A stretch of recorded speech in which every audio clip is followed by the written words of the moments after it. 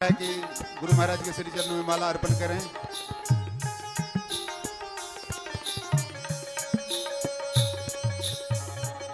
और जो रुक गए क्योंकि माला में समय बहुत नष्ट हो जाता है, हम लोग अमृत वाणी को सुनेंगे तो ज़्यादा हम लोगों का कल्याण होगा। मैं यहीं पर माला का कार्यक्रम को रोकता हूं और आगे का कार्यक्रम प्रारंभ करता हूं। बोलिए श्री सद्गुरु महाराज की जय। अब आचार्य श्री मंचासीन हो गए, आप सबको आशीर्वाद भी मिल गया। आज इस विशेष अधिवेशन के शुभ बेला में ये चौथी पाली के समापन पर पूज्यपाद का आशीष वचन होंगे। तो मैं विशेष गुरुदेव के संबंध में क्या कहूँ, कहते हुए कोई शब्द नहीं आता। यह इतने उदार हैं जिसका क्या कहना है। इतने वृद्ध शरीर में यह अदा, सुबह भी मैं इस बात को कहा था, और एक बार आचना करने पर, प्रार्थना करने पर सरल भाव से ही कह देता अच्छा ठीक है, आप लोग तैयारी कीजिए। तो ऐसे हृदय का किस प्रकार अभिनंदन करें, सो हम लोगों में इतनी क्षमता नहीं है। मैं गुरुदेव के श्री चरणों में प्रार्थना करता हूं कि हे गुरुदेव, आज हम सबको ऐसे स्नान कराएं जो कि सारे दुख दर्द हमारे मिट जाएं। बोलिए श्री सद्गुरु महाराज की जय। वंदो गुरुपद कंज कृपा सिंधु नररूप हरि महामोहतम पुंज जासु वचन रवि करे करे। धन्य धन्य सद्गुरु सुखदा महिमा कहे न जाए। जो कुछ कहो तुम्हारी कृपा मोते कछु न बसा। बोलिए प्रेम से श्री सद्गुरु महाराज की जय। श्री सद्गुरु महाराज की जय। श्री सद्गुरु महाराज की जय। इस धर्म मंच पर विराजमान परम श्रद्धेय महात्मागण, धर्मानुरागी सज्जन वृंद तथा आदरणीय माताओं एवं पुण्यवती देवियों, यहाँ पर कल प्रातः काल से ही जिला अधिवेशन के विशेषाधिवेशन के रूप में ये सत्संग का कार्यक्रम होते आ रहा है। अब इस समय समापन का समय हो चला है। जो बहुत दूर के सत्संगी हैं वे उनमें से कुछ लोग चले भी गए, और आप लोग भी सबके सब सोचते होंगे कि अब यहाँ से चलना है, क्योंकि इसके बाद यहाँ पर अब सत्संग का कार्यक्रम नहीं होगा, यहीं समाप्ति हो जाएगी। तो सबके सब तैयारी में होंगे। अब तो विशेष कहने के लिए समय नहीं रहा, और कहने की आवश्यकता भी नहीं। कल से ही बाबा लोगों ने आप लोगों को बहुत बातें सुनाया, आप लोग सुने, लेकिन अवश्य ही सभी बातें लोगों को स्मरण में नहीं रहती। जितनी बातें कही गई सभी बातें लोगों को स्मरण में नहीं रहती। इसी कारण तो समाचार सुनाने वाले पूरा समाचार सुनाने के बाद कहते हैं एक बार मुख्य समाचार फिर से सुन लीजिए। ऐसा क्यों कहते हैं? इसलिए कि सभी बातें लोगों को याद नहीं रहती, तो मुख्य समाचार कम से कम याद रहे। लेकिन उस समाचार को सुन करके लोगों का दुख दूर नहीं होता। केवल मनोरंजन होता है, बाहरी बातों की जानकारी होती है। लेकिन सत्संग में जो आप लोगों ने सुना है, ये कल्याण की बातें हैं, बहुत कल्याण की बातें हैं। संत महापुरुष इहलोक और परलोक दोनों को सुखमय बनाने की बात कहें। यह जीवन भी सुखमय बना हुआ रहे और शरीर छूटने के बाद का जीवन भी सुखमय बन जाए। इसलिए संत लोग पहले तो संसार में जीने की कला सिखलाते हैं, मनुष्य को किस तरह का जीवन बिताना चाहिए यह बात सिखलाते हैं।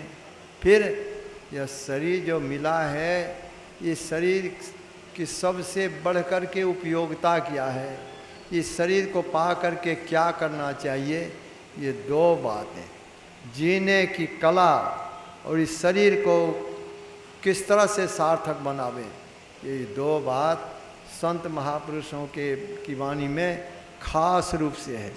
मनुष्य को क्या करना चाहिए, किस तरह का जीवन बिताना चाहिए, इसमें पहली बात यह है कि मनुष्य को माता पिता की आज्ञा का पालन करना चाहिए।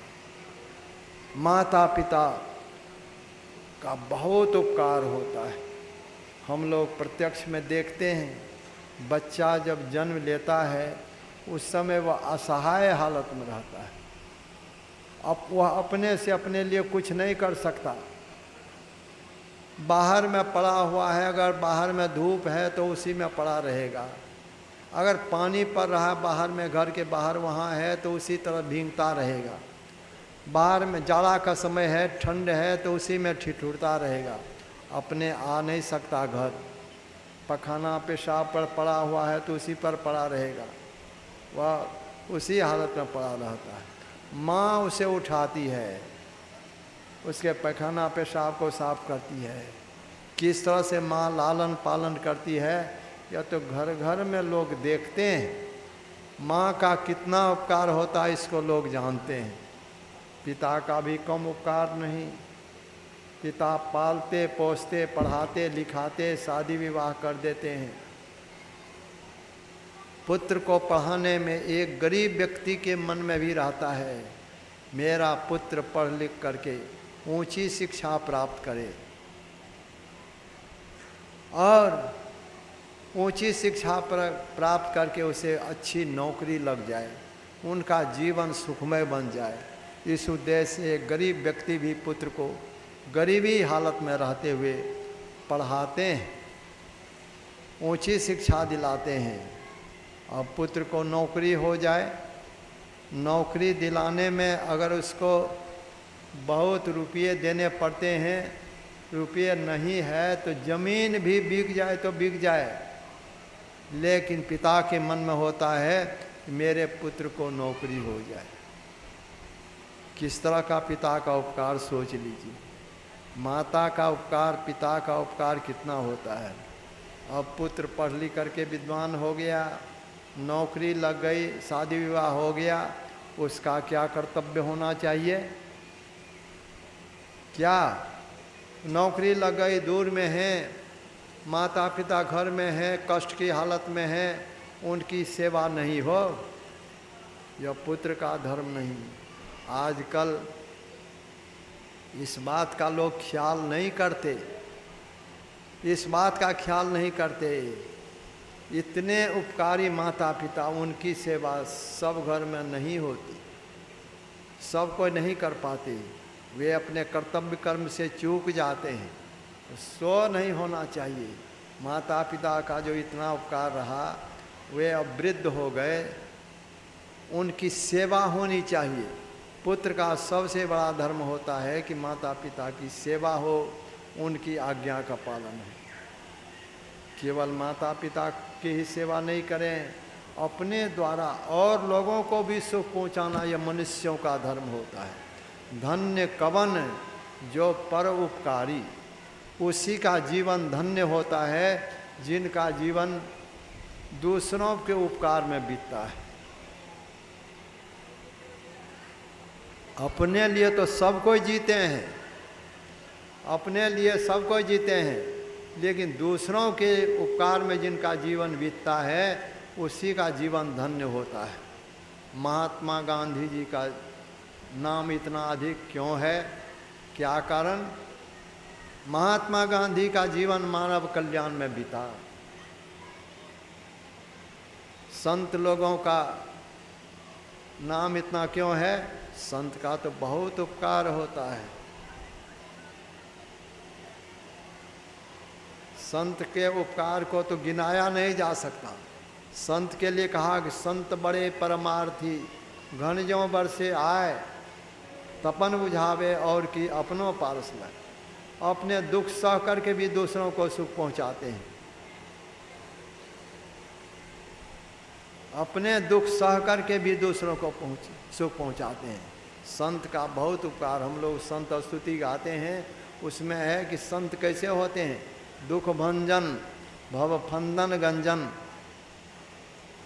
ज्ञान ध्यान निधि जग उपकारी। दुख से छुड़ाने वाले, दुख भंजन, भव फंदन गंजन, संसार के फंदे से निकालने वाले, और ज्ञान ध्यान रूपी धन के द्वारा लोगों का उपकार करते हैं। बिंदु ध्यान विधि, नाद ध्यान विधि, सरल सरल जग में पुरस्कारी। संत लोगों का उपकार करते हैं, लोगों को सुख पहुंचाते हैं।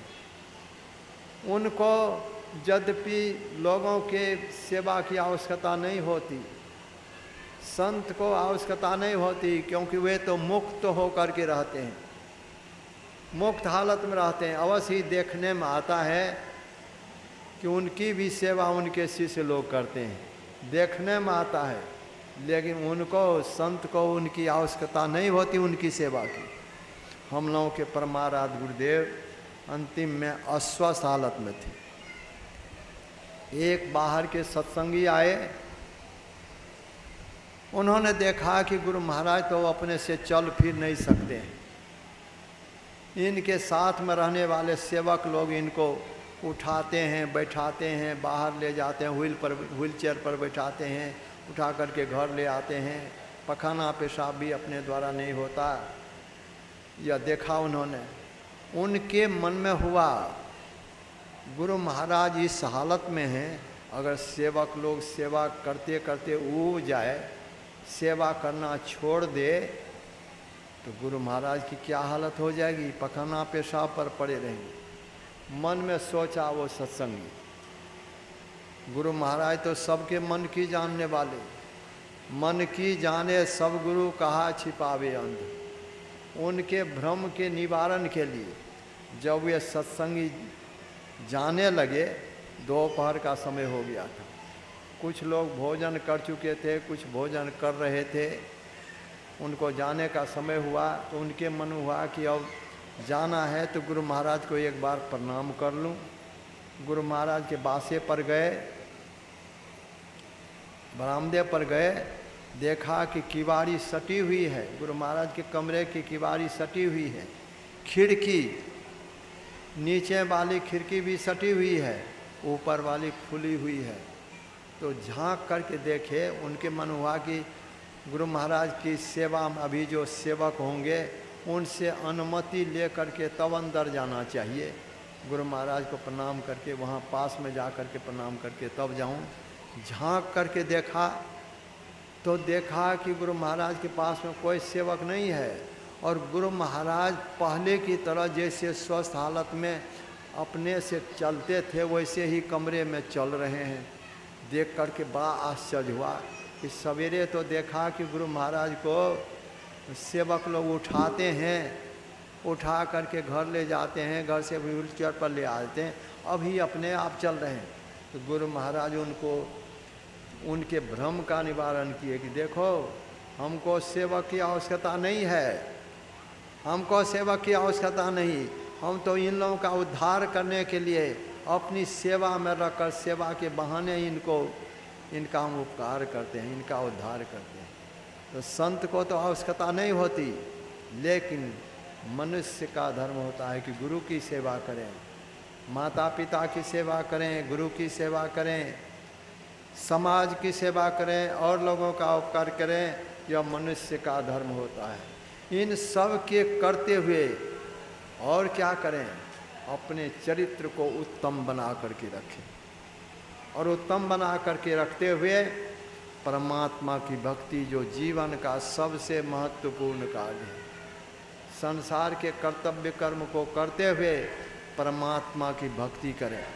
यह सबके लिए आवश्यक है, सबके लिए आवश्यक। नहीं करेंगे बहुत बड़ी हानि हो जाएगी। वो हानि क्या होगी? शरीर तो एक न एक दिन छूटेगा, सबका छूटता है। अभी मनुष्य का शरीर प्राप्त है, इस शरीर को पा करके अगर परमात्मा की भक्ति नहीं किए, केवल कमाने खाने में अनमोल जीवन बीत गया, फल क्या होगा? शरीर छूटने पर यह शरीर फिर नहीं मिलेगा, अन्य शरीर में चले जाएंगे। अन्य शरीर में चले जाएंगे तब क्या होगा जरा सोच लीजिए। मान लीजिए यह शरीर छूटने के बाद एक बैल ही बन गए। बैल को क्या करते हैं लोग? हल में जोतते हैं, बैलगाड़ी में जोतते हैं। किसी किसी बैल को देहात में रहने वाले लोग देखे होंगे, बैल के कंधे में घाव हो जाता है, उस पर भी लोग उसको बैलगाड़ी हल में जोतते हैं, बैलगाड़ी में जोत देते हैं। उसको कष्ट नहीं होता होगा सो नहीं, लेकिन वह कह तो नहीं सकता, उसको बहना पड़ता है, बोझ ढोना पड़ता है। कोई बैल अगर बीमार पड़ गया है फिर भी उसको हल में जोतते हैं, बैलगाड़ी में जोतते हैं, और कह नहीं सकता है कि मैं बीमार हूँ, बहना पड़ता है। अगर इस शरीर हम परमात्मा की भक्ति नहीं करेंगे, बैल ही बन गए, तब हमारी क्या हालत होगी? कितना कष्ट भोगना पड़ेगा। बैल को बैलगाड़ी में लोग जोतते हैं, बैल बीमार है, नहीं खींच सकता है बोझ, उसको डंटा से पीटने लगते हैं, पूंछ मरोड़ते हैं। जब तक वह किसी तरह से खींचता है, नहीं तो वह बैठ जाता है, खींच नहीं पाता। लेकिन कह नहीं सकता है कि हम खींचने की हालत में नहीं है, बोझ ढोने की हालत में नहीं है। अगर शरीर छूटने के बाद हम बैल बन गए तब क्या हालत होगी? बैल को तो लोग पालते हैं, अवश्य ही बकरा बकरी को भी लोग पालते हैं, लेकिन बकरा बकरी को हल में नहीं जोतते, बैलगाड़ी में नहीं जोतते। उसकी क्या हालत होती है आप देख लीजिए। बकरा बकरी के कंधे पर, गले पर छुरी चलती है, कैसा लगता होगा? क्या उनको कष्ट नहीं होता होगा? बहुत कष्ट होता है। अभी हम लोगों को अगर उस तरह से हम लोगों के गले पर छुरी चले तो क्या हालत हो जाए? जिस तरह से हम लोग को कष्ट होता है उसको भी कष्ट होता है, कष्ट उसको भी होता है, लेकिन वह कह नहीं सकता, वह कह नहीं सकता। हम लोग बीमार पड़ते हैं तो रोग मुक्त होने के लिए हम लोग डॉक्टर के पास जाते हैं, डॉक्टर से कहते हैं डॉक्टर साहब हम बीमार हैं, रोग मुक्त होने के लिए हमारा इलाज कर दीजिए। डॉक्टर कहते हैं कि इंजेक्शन लेना पड़ेगा, इंजेक्शन देना चाहते हैं, सुई देना चाहते हैं। पतली सी सुई उनके हाथ में देखकर, अब सुई देंगे, एक पतली सी सुई, उस सुई को देख कर के देह सिहर पड़ता है, हमारे शरीर में वह भोंक आ जाएगा। एक पतली सी सुई देख करके तो देह सिहरता है, जिसके गले पर छुरी चलती है उसकी क्या हालत होगी सोच लीजिए। बकरा बकरी की हालत होती है, मुर्गा मुर्गी को की हालत होती है, मछली को लोग मारते हैं उसको कष्ट नहीं होता सो नहीं, कष्ट सभी प्राणियों को होता है। और प्राणी की तो कहना क्या, देखते हैं कि एक सर्प मेढक को जीवित ही निगल जाता है। जंगल में रहने वाला जंगली जीव छोटे छोटे जीव को मार करके खा जाता है। अगर इस जीवन में परमात्मा की भक्ति हम नहीं करेंगे, सुमरन ध्यान नहीं करेंगे, मनुष्य के अतिरिक्त अन्य कोई भी शरीर मिल जाएगा तो तब हमारी क्या हालत होगी। संत महापुरुष यही समझा करके कहते हैं, लोगों केवल सुन करके मत रहो, अनमोल जीवन मिला है तुम्हें, मनुष्य का शरीर तुम्हें मिला है। इस शरीर की उपयोगिता है कि कुछ न कुछ सुमरन करो, सुमरन करो, ध्यान करो, इसका थोड़ा सा भी संस्कार गिरने नहीं देगा। थोड़ा सा भी करेंगे तो गिरने नहीं देगा। गिरना क्या है? मनुष्य शरीर छूटने के बाद अन्य शरीर में चला जाना, यही गिर जाना है, महाभय में चला जाना है। एक बार गिर जाने पर फिर मनुष्य शरीर तुरंत मिले यह संभव नहीं होता। तब तो 84 लाख योनियों में जोना पड़ता है। जैसा कि संत कबीर साहब की वाणी में है कि 184 भरम के पाँव पर अटके आए, अब की पासा ना पड़ा फिर 84 जाए।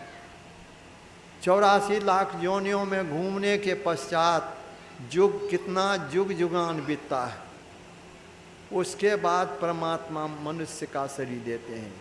अभी हम लोगों को जो मनुष्य का शरीर मिला है, ये परमात्मा की बड़ी कृपा हम लोगों पर हुई है। अनमोल शरीर मिला है। यह शरीर केवल भोग सामग्रियों को एकत्र करने और उन भोगों को भोगने के लिए नहीं। भगवान श्री राम ने स्वयं अपने राज्य के लोगों को उपदेश के क्रम में कहा था, यही तन कर फल विषय न भाई। कहा, हे भाई, यह मनुष्य का शरीर जो तुम्हें मिला है विषयों के भोग के लिए नहीं मिला है। यही तन कर फल विषय न भाई। तब किस लिए मिला? यही तन कर फल निर्विषय, निर्विषय तत्व परमात्मा है, उनकी भक्ति करने के लिए। इसीलिए दूसरे स्थल पर कहा गया कि देह धरे कर यही फल भाई, भजिए राम सब काम बिहाई। का यह मनुष्य का शरीर जो मिला है, सभी कामनाओं का त्याग कर परमात्मा का भजन करें। भजिए राम सब काम बिहाई। इसका मतलब यह नहीं कि काम धना छोड़ करके संत लोग परमात्मा की भक्ति करने के लिए कहते हैं। काम धना छोड़ने के लिए नहीं कहते। काम धना छोड़ करके कोई रह भी नहीं सकते। भले कोई काम धना छोड़ भी दे, लेकिन भोजन के बिना तो नहीं, कोई रह नहीं सकते। भोजन के बिना काम नहीं चल सकता, शरीर ही नहीं रहेगा। वस्त्र के बिना भी नहीं रह सकेंगे, बिना घर के भी हम आराम से नहीं रह सकेंगे। 3 आवश्यकताओं को छोड़ करके कोई नहीं रह सकते। तो काम काज छोड़ करके तब भजन करेंगे तो यह कहाँ से आवेगा? भोजन कौन देंगे? सब के सब जब काम धना छोड़ दे, परमात्मा की भक्ति करने लग जाए, अन्न कैसे उपजेगा? खाएंगे क्या? काम धना छोड़ने के लिए संत लोग नहीं कहते, बल्कि गोस्वामी तुलसीदास जी महाराज ने कहा, कर से कर्म करो विधि नाना, चित राखो जहाँ कृपा निधाना। संत लोग कहते हैं संसार के कर्तव्य कर्म को करते रहो, संसार के कर्तव्य कर्म को करते हुए सुमरन ध्यान अवश्य करो, इसको मत छोड़ो। तब आप कहेंगे कि गोस्वामी जी ने वहाँ जो लिखा कि भजिए राम सब काम बिहाई, उसका क्या अर्थ हुआ? संत लोग कहते हैं भाई कि लोगों, काम का अर्थ केवल काम धना नहीं होता। काम का अर्थ मन में जो अनेक तरह की कामनाएं उत्पन्न होती है, इच्छाएं उत्पन्न होती है, उसको संतों ने काम कहा, कामना कहा। जैसा कि संत कबीर साहब की वाणी में है, काम काम सब कोई कहे, काम न चीन्हे कोई, जेती मन की कल्पना काम कहा विष्णु। काम काम सब कोई कहते हैं, लेकिन काम को लोग जानते नहीं सबको। काम काम सब कोई कहे, काम न चीन्हे कोई, जेती मन की कल्पना। मन में जितनी इच्छाएं उठती है, अनेक तरह की इच्छाएं उठती है, उसी को कामना कहा गया, काम कहा गया, चाहना कहा गया। उसको छोड़े बिना परमात्मा की भक्ति नहीं हो सकती। उसको छोड़ने के लिए कहा, मतलब यही हुआ कि संसार के कर्तव्य कर्म को करते हुए मन में जो अनेक तरह की चाहनाएं उत्पन्न होती, इच्छाएं उत्पन्न होती है, उससे अपने मन को हटाकर, अपने ख्याल को हटाकर सुमरन करें, ध्यान करें, तो जीवन उत्तम बन जाएगा। आगे का जीवन उत्तम बन जाएगा। भले ही इस जीवन में जो कोई थोड़ा सा ही सुमरन ध्यान कर पाते हैं, भले उसमें पूर्णता नहीं हो, लेकिन वह व्यर्थ नहीं जाता, वह नष्ट नहीं होता। अर्जुन ने भगवान श्री कृष्ण से पूछा था, अर्जुन ने पूछा, भगवान, कोई व्यक्ति अगर अपने जीवन में बहुत कम थोड़ा सा सुमरन ध्यान कर पाए और उसी हालत में अगर उनका शरीर छूट जाता है तो उनकी क्या हालत होती है। ऐसा तो नहीं होता जैसे बहुत जोरों से मेघ लगता है, बादल लग गया, अब लोगों को होता है कि पानी बरसेगा, लेकिन हवा के झोंके में बादल छिन्न भिन्न हो जाता है, पानी नहीं बरसता। क्या उसी तरह से जो लोग थोड़ा सा ही ध्यान भजन करते हैं उसी हालत में उनका शरीर अगर छूट जाता है तो उनका क्या हुआ, नष्ट तो नहीं हो जाता। भगवान श्री कृष्ण ने कहा था नहीं नहीं, योग का नाश नहीं होता, भक्ति के बीज का नाश नहीं होता। थोड़ा सा भी अगर कोई करते हैं तो वह थोड़ा सा भी संस्कार उसके फलस्वरूप, थोड़ा सा करने वाले के मन में तो अभी संसार सुख की चाहना रहती ही है, इसलिए शरीर छूटने पर उनको पहले स्वर्ग सुख की प्राप्ति होती है। स्वर्ग सुखों को भोगने के पश्चात उनका जन्म पवित्र श्रीमान कुल में होता है अथवा जोगी कुल में होता है, और पूर्व संस्कार से प्रेरित होकर के वह ध्यान भजन में लग जाता है। इस जीवन में अगर थोड़ा सा भी करेंगे तो वह नष्ट नहीं होगा, फिर मनुष्य शरीर निश्चित रूप से मिलेगा। इसलिए संत लोग कहते हैं कि इस काम को करना मत भूलो, इसको अवश्य करो, कम से कम अपनी पूंजी को बचा लो। पूंजी क्या है? जैसे कारोबार रोजगार करने के लिए रुपया पैसा पूंजी होता है, रुपया पैसा नहीं रहे कोई कारोबार नहीं हो सकता। उसी तरह से मनुष्य शरीर नहीं रहे तो परमात्मा की भक्ति रूपी व्यापार नहीं हो सकता। भक्ति करने के लिए यह मनुष्य शरीर है पूंजी। संत कबीर साहब ने कहा, अरे दिल गाफिल गफलत मत कर, एक दिन जम तेरे आवेगा, सौदा करन को याजग आया, पूंजी लाया मूल गमाया, प्रेम नगर का अंत न पाया, ज्यों आया त्यों जावेगा। संत कबीर साहब कहते हैं, अपने मन को समझाते हुए कहते हैं, गफलत में मत रहो, अरे दिल गाफिल गफलत मत कर, एक दिन जम तेरे आवेगा, जमदूत आवेगा, जम के फंदे में फंस जाओगे। करो क्या? तुम्हें जो पूंजी मिली, मतलब मनुष्य शरीर परमात्मा ने दिया, इस मनुष्य शरीर को पा करके अगर परमात्मा की भक्ति नहीं की तो पूंजी लाया मूल गमाया, प्रेम नगर का अंत न पाया, ज्यों आया त्यों जावेगा। खाली हाथ आया था संसार में, खाली जाना पड़ेगा। करो क्या? सुन मेरे साजन, सुन मेरे मीता, या जीवन में क्या क्या कीता, सिर पाहन का बोझा लीता, आगे कौन बचावेगा। तो संत लोग कहते हैं संसार में अच्छी रहनी में रहते हुए, पवित्र जीवन बिताते हुए, पवित्र कमाई के द्वारा अपना भरण पोषण करते हुए, परिवार के लोगों का भरण पोषण करते हुए कुछ न कुछ सुमरन ध्यान सभी व्यक्तियों को करना चाहिए, सबको करना चाहिए, सबके लिए आवश्यक है। अगर नहीं करेंगे बहुत बड़ी हानि हो जाएगी। हानि यही होगी कि अब मनुष्य शरीर जो अभी प्राप्त है, यह पूंजी मिली है परमात्मा की भक्ति करने के लिए, मनुष्य शरीर फिर नहीं मिलेगा, 84 लाख योनियों में जाना पड़ेगा। जैसा कि संत कबीर साहब ने कहा, लख 84 भ्रम के पाँव पर अटके आए, अब की पासा ना पड़ा, फिर 84 जाए, 84 लाख योनियों में चले जाएंगे। एक बार मनुष्य शरीर छूटने के बाद अन्य शरीर में चले जाएंगे। अब कोई उपाय नहीं रहेगा, ज्ञान ही नहीं रहेगा, करेंगे क्या? कुछ नहीं कर सकेंगे। तब 84 का फेरा है, कितना जुग जुगान बीतेगा, कितना कष्ट भोगना पड़ेगा, कोई ठिकाना नहीं। इसलिए गफलत में नहीं रहें, कुछ न कुछ करें, थोड़ा सा भी करेंगे यह गिरने नहीं देगा, अन्य शरीर में जाने नहीं देगा। इसके लिए हम लोगों के परमाराध्य गुरुदेव ने कहा, दो काम को करते रहो। दो काम क्या है? वह दो काम यह कि सत्संग नित्य और ध्यान नित्य रहिए करत संलग्न हो। का इन दोनों काम को नित्य करो। दोनों कामों में पहला काम सत्संग है। सत्संग याद दिलाता है कि यह शरीर सब दिन नहीं रहेगा, एक न एक दिन छूटेगा। अगर इस जीवन में परमात्मा की भक्ति सुमरन ध्यान नहीं करेंगे तो नहीं ऐसो जन्म बारंबार, तब मनुष्य शरीर नहीं मिलेगा। यह ज्ञान होता है सत्संग से। ध्यान करने की प्रेरणा मिलती है सत्संग से, इसे लिखा सत्संग नीति। केवल सत्संग करें और ध्यान नहीं करें तो लाभ क्या होगा। जैसे भोजन अनेक प्रकार के भोजन का नाम ले करके रहें, उसके स्वाद का बखान करें, खाएं नहीं तो पेट नहीं भर सकता। अंधकार में पड़े हुए हैं, बहुत तरह की रोशनी का बखान करें, लेकिन रोशनी जलाने के लिए कोई प्रयत्न नहीं करें, अंधकार में ही पड़े रहेंगे। ठीक उसी तरह से केवल सत्संग सुने और ध्यान भजन नहीं करें तो लाभ नहीं हो सकता। दोनों काम करने की आवश्यकता है।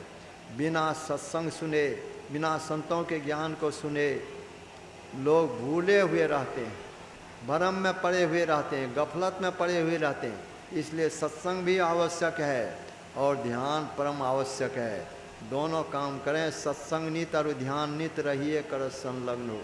और सत्संग के समय संबंध में एक बात यह है कि सामूहिक रूप से अगर किसी व्यक्ति को सब दिन संभव नहीं होता, एक जगह बैठ कर के हम बहुत लोगों के बीच में एक जगह बैठ कर के सत्संग नहीं कर पा रहे हैं, तो कम से कम जहाँ रहते हैं अपने घर में भी संतों की वाणी का पाठ कर लेंगे, गुरु महाराज के उपदेश का जो संग्रह है उसको हम पढ़ लेंगे तो ध्यान करने की प्रेरणा मिलेगी। अच्छी रहनी, पाप कर्म से बच करके रहने का ज्ञान होगा, ध्यान करने की प्रेरणा मिलती रहेगी। तो अकेले में भी सत्संग हो सकता है। किसी न किसी तरह से सत्संग करते रहना चाहिए, ध्यान भजन करते रहना चाहिए। और त्यागना क्या है तो व्यभिचार, चोरी, नशा, हिंसा, झूठ तैरना चाहिए। पंच पाप कर्मों से बच करके रहेंगे तो ध्यान भजन में आगे बढ़ सकेंगे। पाप कर्म करने वाले से ध्यान भजन नहीं हो पाता। पाप कर्म करने वाले संसार का सब काम कर लेते हैं, बहुत धन जमा कर लेते हैं, ऊंचे पद पर भी चले जाते हैं, राजा भी बन जाते हैं, लेकिन पापी व्यक्ति से सुमरन ध्यान नहीं होता। इसीलिए संत महापुरुष कहते हैं पाप कर्म से बच करके रहो, अच्छी रहनी में रहो तो तुमसे ध्यान भजन हो सकेगा। पाप कर्म छोड़ने वाले से ही सुमरन ध्यान होता है। दूसरी ओर जो पाप कर्म से बच करके रहते हैं तो वो संसार में भी वे सम्मानित हो करके रहते हैं। लोग जान जाते हैं कि ये बहुत अच्छे आदमी, क्योंकि छिपता नहीं। पाप कर्म करने वाले अपने को छिपा करके रखे कि कोई जाने नहीं, वह नहीं छिपता। ठीक उसी तरह से जो धर्मात्मा होते हैं, पुण्यात्मा होते हैं, पवित्र जीवन बिताने वाले होते हैं, पाप कर्म से अपने को अलग रखते हैं तो उनकी वह रहनी भी नहीं छिपती। लोग जान जाते हैं कि बहुत अच्छे व्यक्ति हैं, बहुत अच्छे व्यक्ति हैं, भले वह बहुत गरीब क्यों न हो, विद्या नहीं हो, शरीर में बल नहीं हो, फिर भी उनको देखते ही लोगों का सिर उनके सामने आदर के साथ झुक जाता है। लोग कहने लगते हैं ये बहुत अच्छे आदमी हैं, ये देवता हैं, ऐसा कहने लग जाते हैं। संसार में उनका सम्मान होता है। इसीलिए संत मत में यह बातें हैं कि पवित्र जीवन बिताते हुए रहो, पवित्र रहनी में रहो, पवित्र कमाई करके अपना भरण पोषण करो और इस काम को करते हुए परमात्मा की भक्ति करते रहो। तुम्हारा इहलोक परलोक दोनों उत्तम बन जाएगा। यही समय अधिक हो गया है, आप सभी लोगों को अब अपने अपने घर भी जाना है, तो मैं अब विशेष बढ़ना नहीं चाहता। अब अंत में यह आयोजन जो यहाँ के सत्संगी लोग किए, इसमें कितना खर्च किए हैं, बहुत बहुत खर्च किए हैं। बाहर का काम और लोग करते हैं अपने आर्थिक लाभ के लिए, लेकिन सत्संग का आयोजन लोग अपने लाभ के लिए नहीं करते, बल्कि चाहना क्या रहती है कि संतों के कल्याणकारी ज्ञान से बहुत लोग लाभान्वित हो। इस बात को लोग सुने समझे, अपने जीवन में उतारे, लोगों का कल्याण हो, इसी भावना से सत्संग का आयोजन होता है। यहाँ के सत्संगी लोग जो इस आयोजन को करने में अपना तन लगाए, मन लगाए, धन लगाए, सब का सब सार्थक हुआ है। ये लोग बहुत बहुत पुण्य के भागी हुए हैं। इस आयोजन में बाहर के भी लोग अगर कुछ सहयोग किए होंगे, वे भी धन्यवाद के पात्र हैं, वे भी पुण्य के भागी हुए हैं। इन सभी लोगों के लिए मेरी शुभकामना है।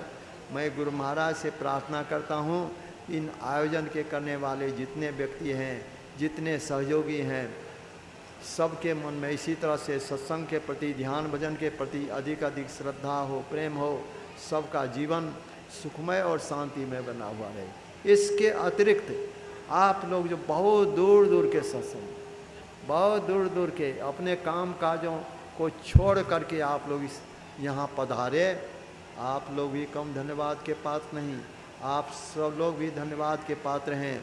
मैं आप सभी लोगों को भी की भी मंगल कामना करता हूँ।